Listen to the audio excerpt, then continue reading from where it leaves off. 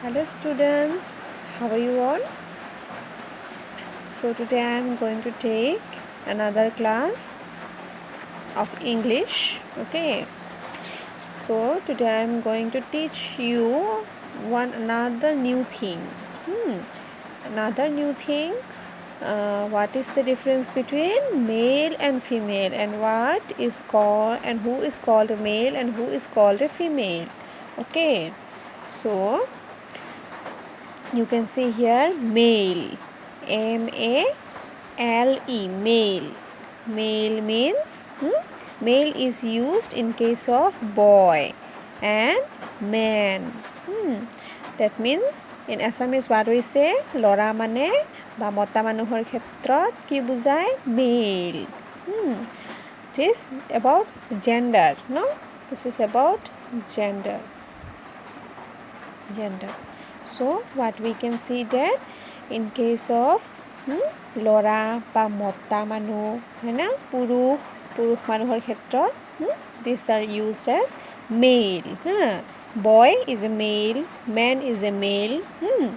Then female hoise swali ba tirota ba maiki manu, এইবোৰৰ ক্ষেত্ৰত female use হয়. Female is used in case of girl, women.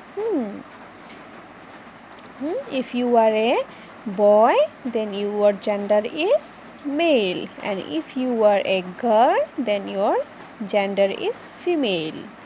Okay, so this is the difference between male and female. It's a new thing. You don't know, no? Today you can know about the difference between male and female. Male means a boy and female means a girl. Male means a man and female means a woman. Okay, so today I shall teach you this, how to read it. Okay, please listen carefully. My cat. I have a cat. His name is Rish. His fur is white and he likes fish. He hunts and walks about my house. He is always out to catch a mouse. I play with him and keep him clean.